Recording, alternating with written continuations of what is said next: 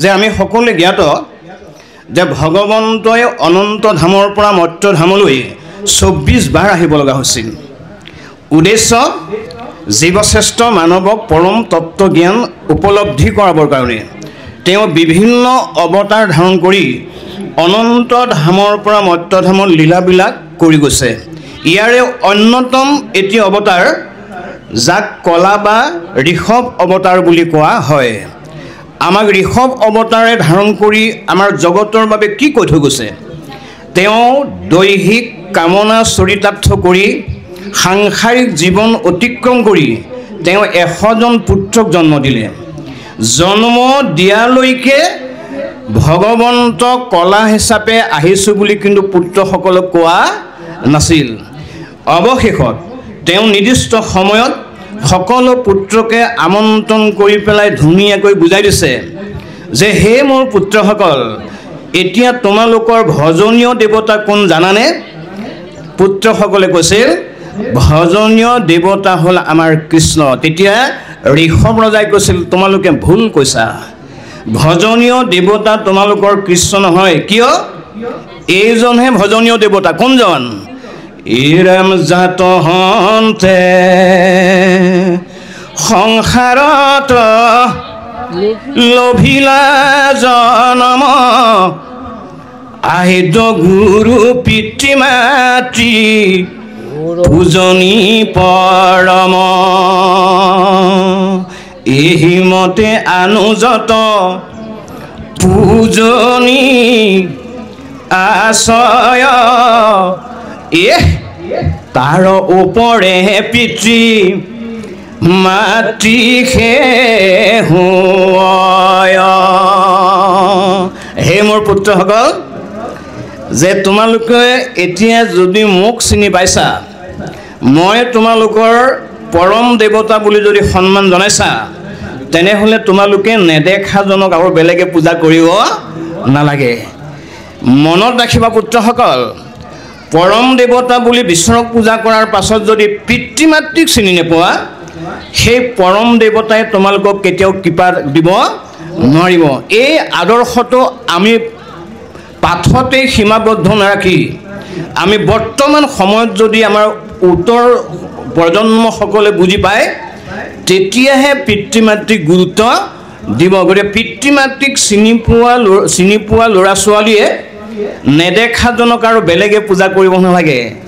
নেদেখাজনক ভাল পোৱাসকলে কেতিয়াও আৰু পিতৃ মাতৃক বেয়া ব্যৱহাৰ কৰিব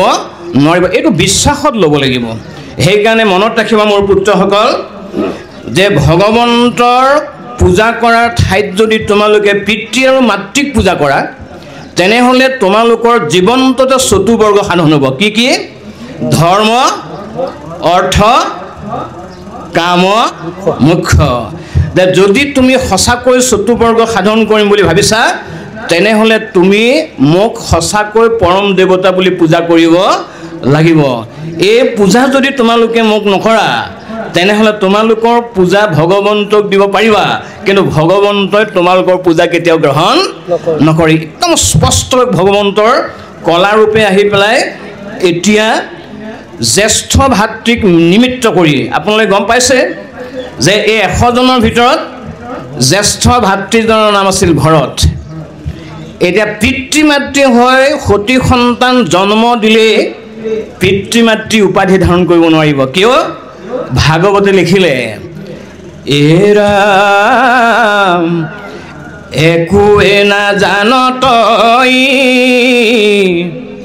জন্ম মোৰ সমতি, হেন তনয় অকতই কি শিখাইবি ভকতি, জাত হন্তে নপাৰয় ভজিবে কৃষ্ণক, হেন পিতৃ নাম তই ধৰহ কিহক। এয়া হ'ল অযোগ্য পিতৃ মাতৃ। যি পিতৃ মাতৃ হৈ পুত্ৰক গতি আৰু মুক্তিৰ সম্পৰ্কে জ্ঞান দিব নোৱাৰে, সেইজন কেতিয়াও পিতৃ আৰু মাতৃ হ'ব নোৱাৰিব। গতিকে আমি এই আদৰ্শবিলাক আমি গ্ৰহণ কৰিব লাগিব যিটো ভাগৱতে কৈছে গতিকে সতী সন্ততি জন্ম দিলে পিতৃ নহয় আৰু সতী সন্ততি জন্ম দিলে মাতৃ নহয় মনত ৰাখিব লাগিব মাতৃ এইগৰাকীও হ'ব পাৰে যাৰ বৈবাহিক সম্পৰ্ক হোৱা নাই সেইগৰাকীও ভগৱন্তৰ দৃষ্টিত মাতৃ হ'ব পাৰে যি বিবাহ সম্পন্ন কৰা নাই ভগৱন্তৰ দৃষ্টিত সেইজনো পিতৃ হ'ব পাৰে কেতিয়া হ'ব বাৰু যেতিয়া আপোনাৰ কাষৰ ঘৰ ল'ৰা ছোৱালীক আপুনি নিজৰ গৰ্ভস্থ সন্তান বুলি ভাবিব পাৰিব আপুনি আনৰ সন্তানবিলাকক যদি আপোনাৰ উদৰস্থ সন্তান বুলি ভাবিব পাৰিব আপোনাক কোনেও পিতৃ বা মাতৃ জ্ঞান নকৰাকৈ নাথাকিব সেই আদৰ্শবিলাক আমি আজি গ্ৰহণ কৰিব লাগিব আৰু এই আদৰ্শবিলাক গ্ৰহণ নকৰাৰ কাৰণে আমাৰ বহুত পুত্ৰ কন্যাই আজি নেদেখাজনক পূজা কৰেগৈ কিন্তু দেখাজনক পূজা কৰিবলৈ লাজ কৰে কিয় ভাগৱত দৰ্শন নজনাৰ কাৰণে ভাগৱত নুশুনাৰ কাৰণে ভাগৱত শুনিলেই নহ'ব ভাগৱতৰ পৰা ল'ব লগা ভগৱন্তই কৈছে এৰাম শাস্ত্ৰ কপঢ়িয়া জ্ঞান ভক্তি নাহি যাৰ পঢ়িয়া পণ্ডিত নোহে যেন শিল্পকাৰ পঢ়িলে বস্তুক জানে শুদ্ধ হোৱে চিত্ত পঢ়িবেলা গয় শাস্ত্ৰ জ্ঞানৰ নিত্য গতিকে বাবা আইসকল বোলে আজি ইংৰাজীৰ 21 তাৰিখ বা 20 তাৰিখ অসমীয়াৰ 5 তাৰিখ ধৰি ল'লোঁ আপুনি ঠিক জেগালৈকে আহিছিল কিন্তু যদি আপুনি শ্ৰৱণ কৰা নাই যদি ভগৱন্তৰ কৃপাৰ কথাখিনি আপুনি গুৰুত্ব দিয়া নাই আপুনি এই ক্ষেত্ৰলৈ আহিলেও জমৰ অতিথি হ'ব লগা হ'ব গতিকে আমি এইকাৰণে এই ক্ষেত্ৰলৈ আহি অন্তত ভাগৱতে কি কৈছে অকণমান শুনি আমি যদি গ্ৰহণ কৰিব লগা আছে গ্ৰহণ কৰিব লাগে আৰু যদি আমি ত্যাগ কৰিব লগা আছে ত্যাগ কৰিব লাগিব তেতিয়াহে আমি ভগৱন্তৰ কৃপা লাভ কৰিব পাৰিম 1ৰ পৰা 12লৈকে যিমান ভাগৱতত কাহিনী উপাখ্যান চৰিত্ৰ লিখিলে কেৱল ভগৱন্তৰ গুণ গৰিমাৰ কথাকে উল্লেখ কৰিলে আপুনি কাহিনীয়ে পঢ়ক কিংবা উপাখ্যানে পঢ়ক লীলাই পঢ়ক কেৱল ভগৱন্তই জীৱ তৰণৰ কাৰণে সুন্দৰ উপদেশ ইয়াত প্ৰদান কৰি থৈ গৈছে সেইকাৰণে কৈছে মুকেশে দেৱতা বুলি মানিবা মনত কৰিবাহা সেৱা হেন বিপ্ৰৰ চৰণত ইমান ধুনীয়া পৰামৰ্শ আগবঢ়াইছে যে মোৰ পুত্ৰসকল তোমালোকে মোকে পৰম দেৱতা বুলি ভাবিবা অন্য দেৱতাবিলাকৰ গতি স্থিতি নাই কিন্তু পৰম দেৱতাৰ কিন্তু স্থিতি কিন্তু আছে ইয়াৰ পৰা আমাক কি বুজা গৈছে পিতৃ মাতৃয়ে যদি অভিশাপ দিয়ে মনত ৰাখিব দেই আমাৰ পিতৃ মাতৃয়ে অভিশাপ দিলেও লাগিব আশীৰ্বাদ দিলেও লাগিব সেইকাৰণে পিতৃ মাতৃৰ পূজা নমস্কাৰ যদি আমি বিপ্ৰৰ চৰণৰ দৰে নকৰোঁ বিপ্ৰ মানে বেদজ্ঞ পণ্ডিতসকলক সেৱা কৰাৰ দৰে কিয় কৰিব লাগে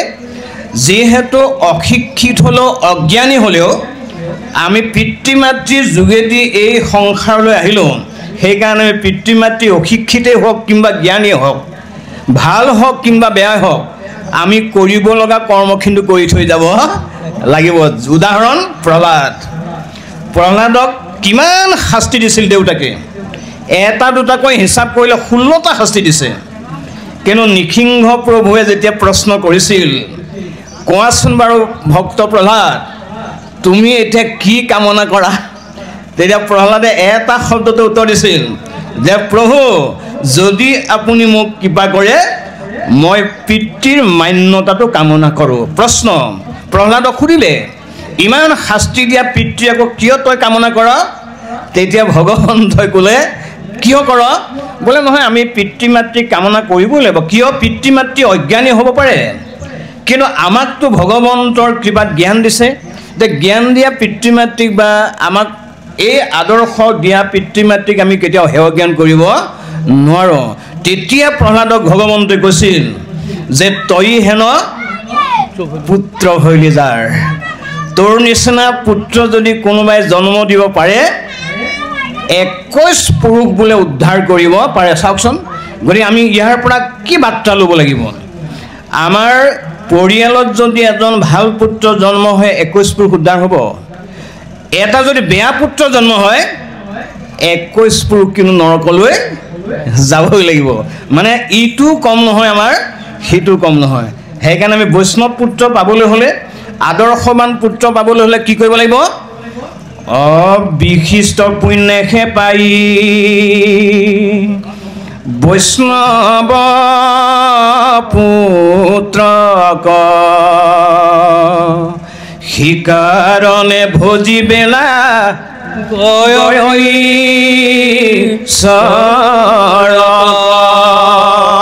আমি যে ভগৱন্তক ভাল পাব লাগে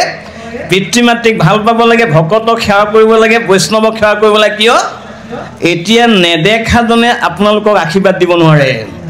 নেদেখাজনে আহি পেলাই আপোনাক কৃপা কৰক বুলি নকয় দেখাজনক যেতিয়ালৈকে ঈশ্বৰ জ্ঞান নকৰিম দেখাজনক যেতিয়ালৈকে ভক্তি নকৰিম দেখাজনক যেতিয়ালৈকে শ্ৰদ্ধা নকৰিম তেতিয়ালৈকে আপুনি ভগৱন্তৰ কৃপা লাভ কৰিব নোৱাৰিব সেইকাৰণে আমি ভকত সেৱা ঈশ্বৰ সেৱা পিতৃ মাতৃ সেৱা ব্ৰাহ্মণ সেৱা বিপ্ৰ সেৱা ইয়াৰ মাজত আমি গুণগতভাৱে পাৰ্থক্য ৰাখিব নালাগে এই সকলক সেৱা কৰিলে কি হয় আমাৰ মহাপুৰুষ শংকৰদেৱে কৈছে কি বুলি কৈছে এৰাম মোৰ ভকতক দেখি কৰে নমস্কাৰ দহে কোটি কোটি পাপ জানিবা তাহাৰ এহি পুণ্যে বঞ্চে গয়া বিষ্ণুৰ পুৰীত পৰম আনন্দে থাকে মাধৱৰ সহিত গতিকে শংকৰদেৱে নিলিখিলে যে নেদেখাজনক সেৱা কৰা বুলি দেখা নাই প্ৰথম দেখুৱাইছে ভকতকে তুমি সেৱা কৰিবলৈ শিকা ভকতৰ পৰা যিখিনি কৃপা পাবা পিতৃ মাতৃৰ পৰা যিখিনি কৃপা পাবা তুমি নেদেখাজনৰ পৰা তেনে কৃপা পোৱাৰ সহজ কথা নহয় সেই আদৰ্শটোকে ভাগৱতে এইকণ সময়লৈকে ঋষভে পুত্ৰসকলক কোৱাৰ চলেৰে আমাক ক'ব গৈছে আৰু নাৰায়ণ দাস ঠাকুৰ এটাই ফকৰা লিখিছে এই কথাটোকে যে 12 হাত জালৰ 13 হাত ফটা ভাল মাৰিলি বাপৰ বেটা ৰৌ বাহুবোৰ সৰকি গ'ল পুথি খলিহাহে পাহে পাহে ৰ'ল গতিকে ভক্তি গ্ৰহণ কৰোঁতে সকলোকে সৰু হ'ব লাগিব আৰু ভগৱন্তৰ কৰ্ম কৰিবলৈ যাওঁতে আপুনি সকলোতকৈ সৰু যিজন নহয় সেইজনে কেতিয়াও ভগৱন্তৰ কৃপা লাভ কৰিব নোৱাৰিব এতিয়া দেউতাকে এই অভিনয়টো কৰি পুত্ৰক জ্ঞান দিছে ইমান সময়লৈকে মই কোন তেওঁ ভালকৈ জানে যে ভগৱন্তৰ কলাৰূপে তেওঁ ঘৰলৈ আহিছে কিন্তু এই সময়লৈকে কোৱা নাই কিয় পুত্ৰসকলক সকলোকে তেওঁলোকে আমন্ত্ৰণ জনাই এতিয়া পিতৃৰ পৰিচয় প্ৰদান কৰিছে ইয়াৰ পাছত পদে কি কৈছে আমি অকণমান পঢ়ি ল'ম ৰাম ব্যাপী আছো মই সৰ্ব ভূত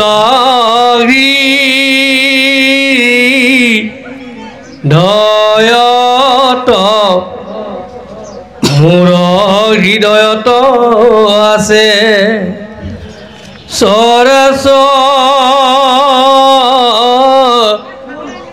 ৰজত এৰাম এতেকে কৰিও ভূত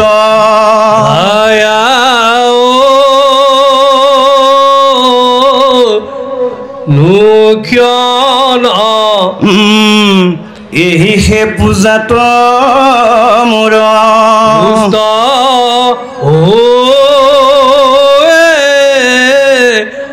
মন এৰাম দিলাহেন উপদেশ তনয়ৰ কপতি জ্ঞান বৈৰাগৰ যুক কৰিলা ভকতি ৰাম পৰম ঈশ্বৰ জ্ঞান পায়া পুত্ৰ যত কৰিলা প্ৰণামৰি বৰ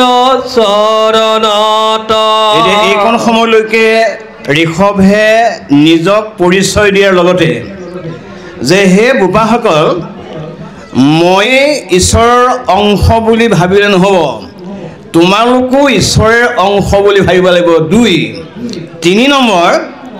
তুমি যিমানবিলাক জীৱ জগত দেখিছা কিমান নৈতিক জ্ঞান দিছে পুত্ৰীয়ে যিমান জীৱ জগত দেখিছা সকলো ভগৱন্তৰ অংশ জীৱ বুলি যেতিয়ালৈকে জ্ঞান নকৰা তেতিয়ালৈকে তোমালোকে মুক্তি পথৰ সন্ধান লাভ কৰিব নোৱাৰিবা অকল মোক আত্মজ্ঞান কৰিলে নহ'ব মাতৃক আত্মজ্ঞান কৰিলে নহ'ব তুমি সকলো জীৱকে আত্মা বুলি যেতিয়ালৈকে বোধগম্য কৰিব নোৱাৰিবা তেতিয়ালৈকে তুমি সংসাৰৰ পৰা কেতিয়াও হাত সাৰি যাব নোৱাৰিবা সেইকাৰণে ভগৱন্তই কৈছে যে সমস্ত ভূততে ব্যাপী আছো মই হৰি সবাকো মানিবা তুমি বিষ্ণু বুদ্ধি কৰি যে বিষ্ণু বুদ্ধিৰ দ্বাৰাই যেতিয়ালৈকে আত্মাৰ লগত সম্পৰ্ক নাৰাখা তেতিয়ালৈকে তুমি এই সংসাৰৰ পৰা আঁতৰি যাব নোৱাৰিবা সেইকাৰণে মহাপুৰুষ মাধৱদেৱে লিখিছে অজ্ঞান শূন্য আতি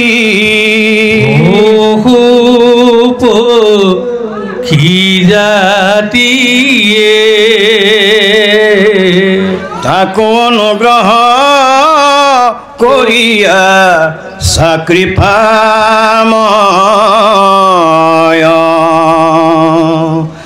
আকে জানি হৰি শৰণ পখিলো এ আমাক তোমাৰ তেজিতে উচিত ইমান ধুনীয়াকৈ মহাপুৰুষ মাধৱদেৱে বুজাব গৈছে যে যিমানবিলাক জীৱ জগত আছে সকলোতে তুমি আত্মা আছে বুলি ভাবা আত্মা আছে বুলি ভাবি যদি তুমি ঈশ্বৰত আশ্ৰয় লোৱা তেতিয়াহে তুমি এই সংসাৰৰ পৰা মুক্তি লাভ কৰিব পাৰিবা এই আদৰ্শটো আমাৰ বাবে থৈ গৈছে গতিকে আমি মানুহতে আত্মা আছে বুলি ভাবিলে নহ'ব আমি যিমানবিলাক জীৱ জগত আছে সকলোতে আত্মাক উপলব্ধি নকৰা পৰ্যন্তলৈকে আপুনি কেতিয়াও ভগৱন্তৰ কৃপা হ'ব বা কৃপা লাভ কৰিব নোৱাৰিব যিমানেই ভগৱন্তক ভাল নাপাওঁ কিয় বা যিমানেই ভগৱন্তক বেয়া নাপাওঁ কিয় আমি এটা বস্তু সদায় একেদৰে ৰাখিব লাগিব সেইটো হ'ল দেহা এই দেহাৰ সম্পৰ্কীয় কথাখিনি আমাৰ সন্মানীয় মহন্ত বাপজনে ইমান ধুনীয়াকৈ আমাক কৈ থৈ গৈছিল যে দেহা কিন্তু আপোনাৰ 3টা ভাগত বিভক্ত হ'বই আপুনি ভগৱন্তৰ কৃপা পাই যদি নিৰ্দিষ্ট সময়লৈকে থাকিব পাৰে তেতিয়াহ'লে 3টা অৱস্থা পাব আজিকালি বৰ ভাল আপোনাৰ 3টা অৱস্থা নোপোৱাকৈ বহুত গৈ আছে খাই ভাল পাব 3টা অৱস্থা নাপায় আৰু যৌৱন অৱস্থাতে বহুত আজি মানুহ মৰি আছে বহুত মানুহ মৰিছে কিয় এই সম্পৰ্কীয় জ্ঞান নথকাৰ কাৰণে আজি আমি অকালতে মৃত্যু হ'ব লগা হৈছে অকালতে এইকাৰণে ভগৱন্তে কৈছে যে হে অৰ্জুন মই তোমাত নাথাকোঁ তুমি কিন্তু মোত থাকিব লাগিবই মানে মই থাকিবৰ কাৰণে দেহা নালাগে কিন্তু তুমি থাকিবৰ কাৰণে কিন্তু দেহাৰ প্ৰয়োজন বা মোৰ প্ৰয়োজন আছে সেইটোৱে মই এতিয়া মই থকা দেহটো মোক চিনি পালেও বা মোক চিনি নাপালেও তুমি কিন্তু 3টা অৱস্থা পাব লাগিবই কি অৰে কেশৰী ৰহত বাইল বিধ জৰা অহুৱে জানা পুৰুষৰ দেহ এৰি জীৱ অন্য দেহ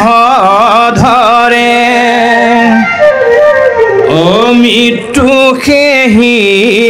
পতন্তৰ। গতিকে আমি ভগৱন্তক ভাল পালেও তিনিটা অৱস্থা পাব লাগিব, আৰু ভগৱন্তক বেয়া পালেও আমি তিনিটা অৱস্থা পাব লাগিবই। গতিকে সেই সভাসদসকল, ইয়াত কাকো নিমিত্ত কৰা নাই দেই, কাকো এজনক কোৱা নাই, সভাসদক কৈছে। সেই সভাসদসকল, তোমালোকে এইটোকে জানি সকলো সময়তে নিৰন্তৰে ৰাম কৃষ্ণ নামটো ল'বলৈ শিকা। আমি যদি নিৰন্তৰে ৰাম কৃষ্ণ নামটো মুখে ল'ব নোৱাৰিলেও হৃদয়ত অনুভৱ কৰোঁ, আমাৰ তাৰ পৰাও কিন্তু কাম হ'ব। গতিকে ৰাম কৃষ্ণ নাম কৈ থাকোঁতে যদি আমি ইয়াৰ পৰা গুচি যাব লগা হয়, আমি য'ৰ পৰা আহিছিলোঁ ত'ত গৈ পেলাই লীন হৈ গুচি যাব পাৰিম। সেইকাৰণে আমাৰ মহাপুৰুষ শংকৰদেৱে লিখিছে যে ভাগৱত কথা শুনোতে, ধৰ্মগ্ৰন্থ শুনোতে আমি নিৰন্তৰে ভগৱন্তৰ নামটো ল'বলৈ শিকিব লাগিব। তেতিয়া জীৱবিলাকে সন্ধানটো মুক্তিৰ কাৰণে গৈ থাকিব পাৰিব। সেইকাৰণে আমি নিৰন্তৰ শব্দটো এইকাৰণে আমি ব্যৱহাৰ কৰিব লাগে। ইয়াৰ পাছত ঋষভে পুত্ৰ কন্যাসকলক দায়িত্ব অৰ্পণ কৰি তেওঁ হংস ধৰ্ম পালন কৰিছে। মানে ইয়াৰ পৰা কি বুজাব গৈছে যে আপোনালোকে ভালকৈয়ে জানে ৰাজহাঁহৰ এটা বৰ সাংঘাতিক নিয়ম আছে। তেওঁলোকে নীৰ এৰি ক্ষীৰ খায়, মানে পানী এৰি গাখীৰ খায়। ঠিক তেনেকৈয়ে এতিয়া ঋষভে দেহ ত্যাগ কৰাৰ আগতে তেওঁ সংসাৰৰ মায়া মোহবিলাক সকলো পুত্ৰ কন্যাক আমন্ত্ৰণ কৰি দায়িত্ব অৰ্পণ কৰাৰ পাছত তেওঁ মুক্ত হৈ গুচি গ'ল। আৰু মুক্ত হৈ গুচি যোৱাৰ পাছত তেওঁ কি কি নিয়ম অৱলম্বন কৰি পেলাই এই সংসাৰৰ পৰা গুচি গ'ল, এতিয়া আপোনালোকে অকণমান ব্যক্তিগত জীৱনত এবাৰ অনুভৱ কৰকচোন, আমাক পদে কি ক'ব গৈছে, কিমান ধুনীয়াকৈ আমাক এটা অনুভৱ কৰাব বিচাৰিছে। ইয়াৰ ওপৰত আমাক বুজাইছে আমি জীৱবিলাক সংসাৰলৈ আহোঁতে আমি সকলো ক্ষুদ্ৰ হৈ আহোঁ, মানে অজ্ঞানী হৈ আহোঁ। আৰু যাবৰ সময়ত জীৱবিলাকে এটা এনে অৱস্থা পায়, জন্ম হওঁতে যেনেকৈ আহিছিল, মানে একো নজনা ক্ষুদ্ৰ, ঠিক যাবৰ সময়তো এই অভিনয়টো কৰি যদি কোনোবা যাব পাৰিছে, তেতিয়া গম পাওক যে মই ভগৱন্তৰ কৃপা লাভ কৰিব পাৰিছোঁ। সেইকাৰণে আমাৰ বহুত মানুহে এতিয়া কি কৰে, যদি পিতৃ মাতৃ শয্যাগত পৰি থাকে, এনে অৱস্থালৈ আহে, একে খাব নোৱাৰে, শুব নোৱাৰে, বিষ্ঠা মূত্ৰ ত্যাগ কৰিছে, তেতিয়া আমি কওঁ যিকোনো প্ৰকাৰে সোনকালে যোৱা। আৰু আমাৰ ধাৰণাবিলাক সেইফালে হৈ আছে, কিন্তু যাবৰ সময়ত আমি আহিবৰ সময়ত যেনেকৈ চেতনবিহীন হৈ আহিছোঁ, আমি যোৱাৰ সময়তো যদি তেনেকৈ ঋষভৰ দৰে আমি যাব পাৰিছোঁ, একদম একো নাই, তুমিহে কেৱল সঁচা, মিছা যত আন, জানি জ্ঞানী গণে কৰে হৃদয়ত ধ্যান। তেওঁ হৃদয়ত ভগৱন্তক প্ৰতিষ্ঠা কৰি জীৱ জগতক তুচ্ছ জ্ঞান কৰি তেওঁ ভগৱন্তত বিলীন হ'বৰ কাৰণে প্ৰথম খোজটো আগবঢ়াইছে। সেইকাৰণে আমি ভগৱন্তৰ ওচৰলৈ যাবলৈ হ'লে আমি সকলো ত্যাগ কৰিব লাগিব। সকলো ত্যাগ কৰিবলৈ মূলতঃ তিনিটা বস্তু ত্যাগ কৰিব লাগিব। এটা হ'ল সত, এটা হ'ল ৰজ, এটা হ'ল তম। এই তিনিটা গুণ যদি আমি অকণমান ভাগৱত শুনি পেলাই ত্যাগ কৰিব পাৰোঁ, তেতিয়াহ'লে ভগৱন্তৰ লগত সম্পৰ্ক ৰাখিবলৈ আমাৰ বিশেষ প্ৰয়োজন, বিশেষ কষ্ট আমাৰ নহ'ব। এইকণ সময়লৈকে জড়ভৰতে তেনে এটা পৰিৱেশ আমাক আগবঢ়াই থৈ গৈছে। ইয়াৰ পাছত দেখিছে নাহি বিষয়তৰ অতি আত্মাকাৰ ভৈল মতি ধৰিলনিত পাছে মৌন ব্ৰত একো স্থানে নাহিতা প্ৰজন্ত পৃথিৱীত এই নগৰৰ কুগাম পৰ্বত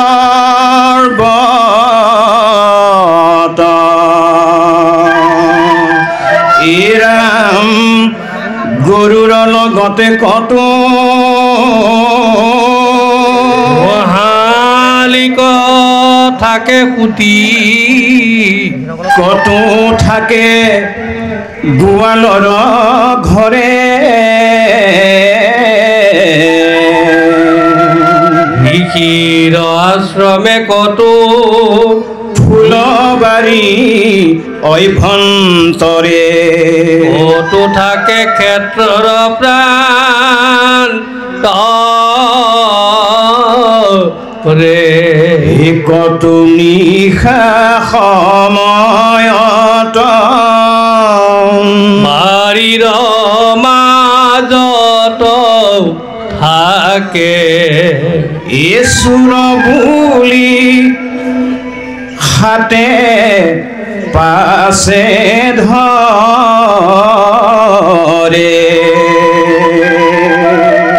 বোলে তই থাক কৈত কি কাৰ্যে আহিলি ঐত এই বুলি প্ৰহাৰ ৰে হিৰাম হাতে গলে বান্ধি তাংক মাৰয় কিলাৰ যাক হিৰাম তথাপি নকৰে অসন্তোষ মাৰণ তায়ো দুখ নাই যেন মোৰ গাছ প্ৰায় বসিয়া থাকন্ত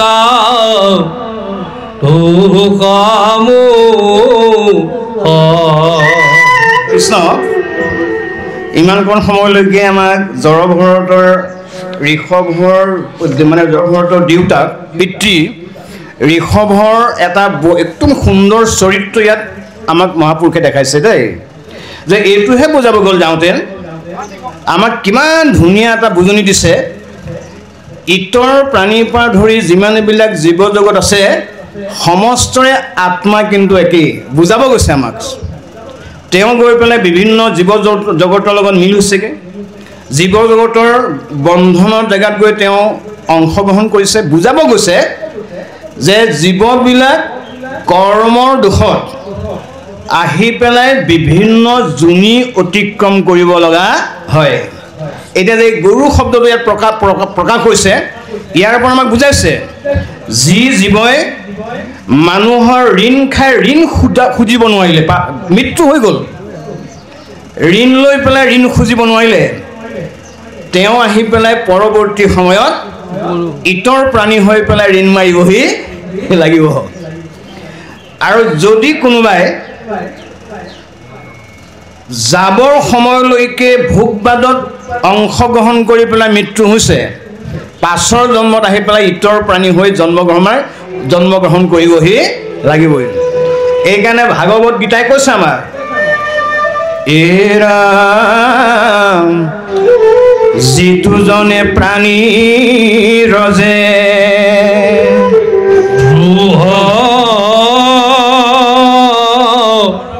আচৰে কাটি মাৰি আপোনাৰ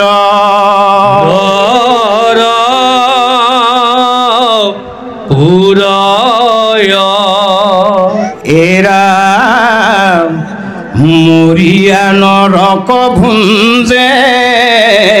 অসুৰ জন্ম পাই পাছে বাঘ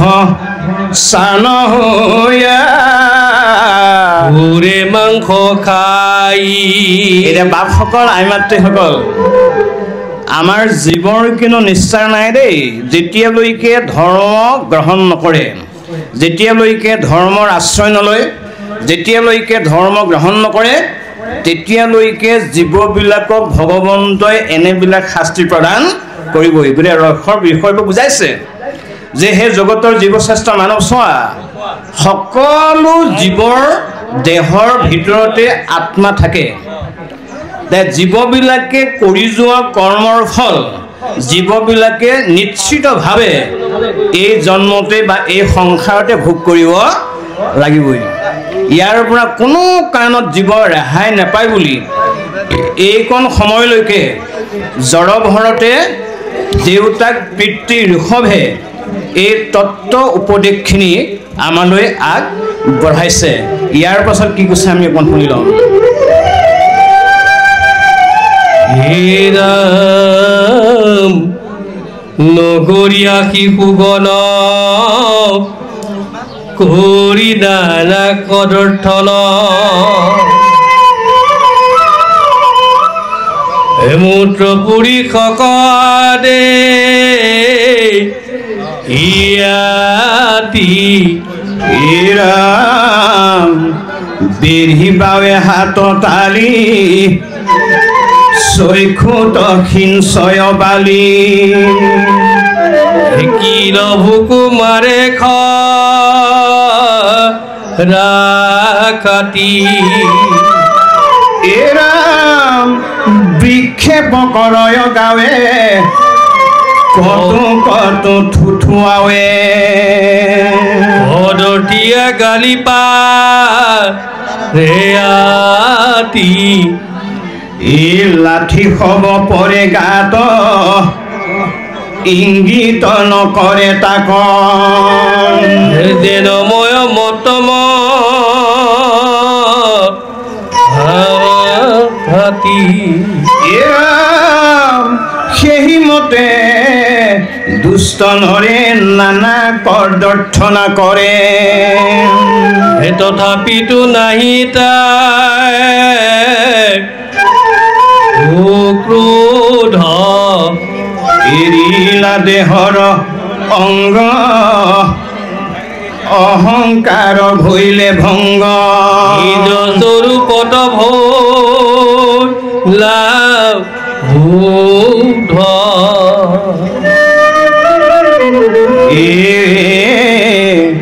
পৰম সুন্দৰ বিষ কুঞ্চিত কুটিল বিষ নৌৰু বাহুব খস্থল এই সুকুমল পদকৰ ভোগ যোগ মনোহৰ এই প্ৰকাশিত বদন কমলা এৰা নয়ন পংকজ পাখি মুখে মনোহৰ হাসি দণ্ডচয় মুকুতা ৰসাৰী নখচয় উচ কুচ কাম বানে যাই মুচ দেখি নগৰীয়া নজা নাৰী এৰাম কটাইখন কৰে তাক যেন চলে মত্ৰ নাগ হিমতে নীলক